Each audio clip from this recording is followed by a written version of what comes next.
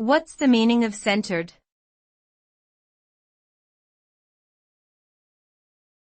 Centered.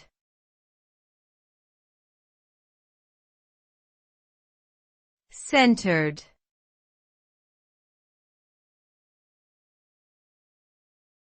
Centered.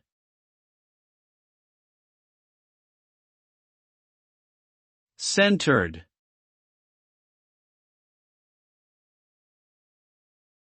The word centered typically refers to something being at the middle or focal point of a particular situation or system.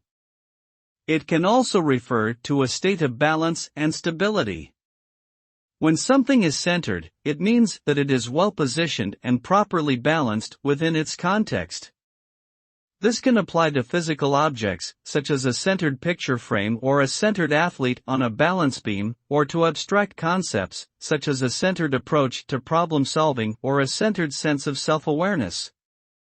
Overall, being centered implies a state of harmony, equilibrium, and clarity.